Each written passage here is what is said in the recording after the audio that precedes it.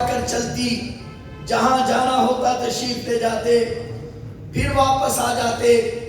بہت بڑا اعزاز تھا.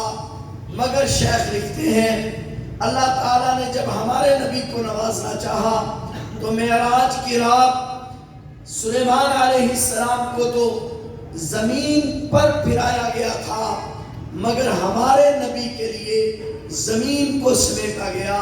اور لِنُرِيَهُ مِنْ آیاتنا، اللہ نے اپنے قدرت کے نشانات دکھائے.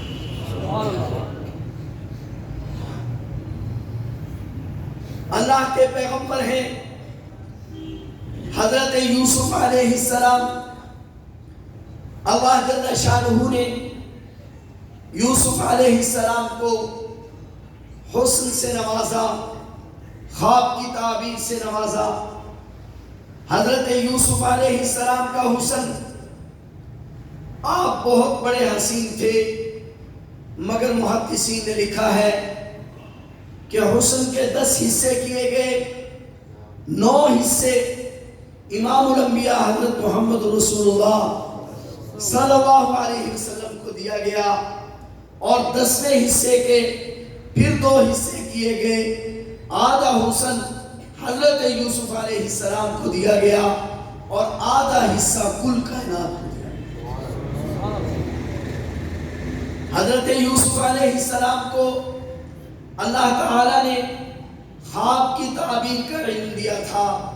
یہ اعزاز اللہ نے ہمارے نبی کو بخشا اور بدرجہ عطم بخشا.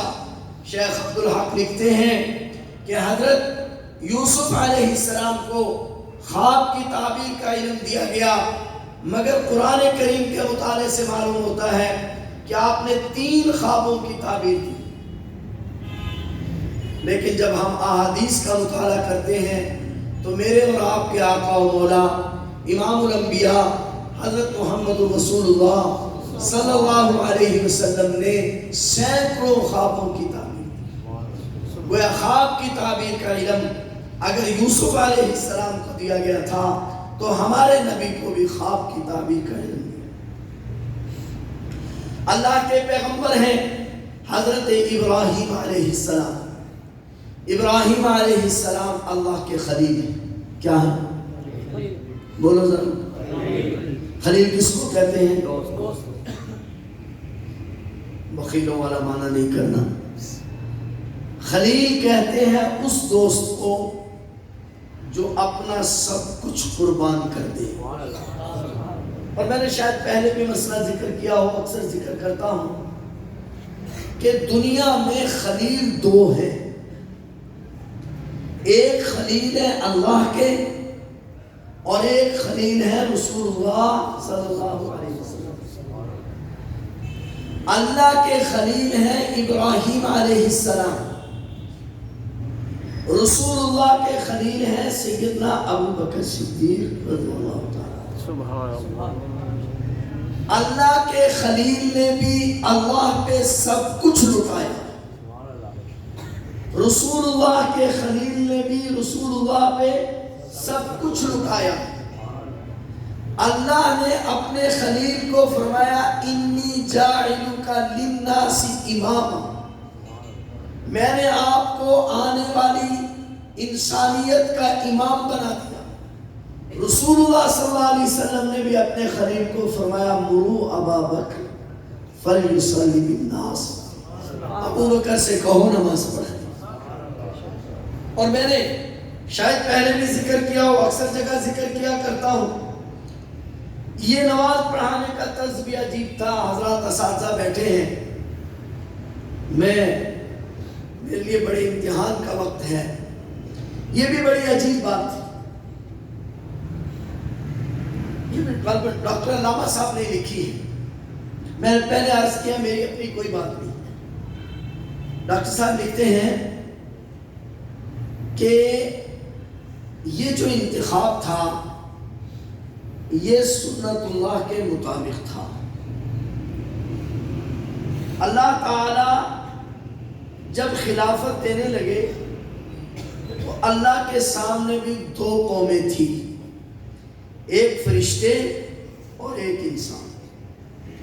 فرشتوں کو شرف حاصل تھا اور انسان کو کمال۔ حضور علیہ السلام کے سامنے بھی دو قومیں تھی، ایک اصحاب رسول اور ایک اہل بیت۔ اہل بیت کو شرف حاصل تھا اور اصحاب رسول کو کمال۔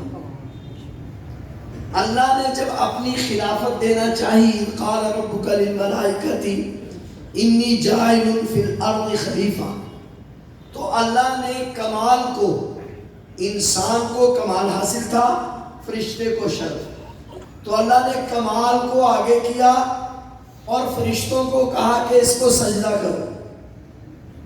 توجہ ہے؟ نہیں آپ کی توجہ، سو رہے ہیں، میں مسئلہ عرض کرنا چاہتا ہوں۔ فرشتوں کو کہا سجدہ کرو، یعنی کمال آگے تھا، فرشتے پیچھے تھے۔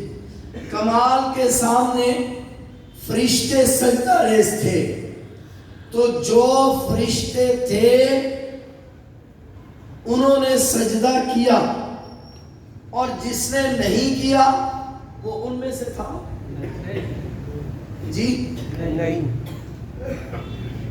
میں اصل میں اساتذہ کا لحاظ کر رہا ہوں اور آپ بول نہیں رہے، پھر مجھے بلانے کا طریقہ آتا ہے، لیکن آپ ذرا توجہ فرمائیں۔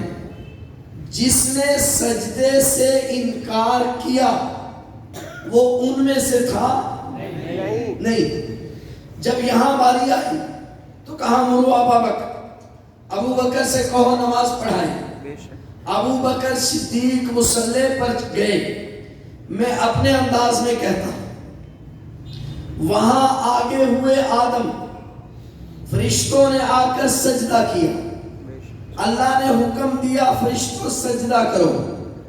یہاں رسول اللہ صلی اللہ علیہ وسلم نے کمال کو آگے کیا کہ ابو بکر کو کہو کہ نماز پڑھائیں۔ ابو بکر صدیق نماز پڑھانے کے لیے گئے۔ اب ذرا سمجھنا، میں اپنے انداز میں بات کر رہا ہوں کہ ابو بکر کو کہو کہ نماز پڑھائیں، اور آپ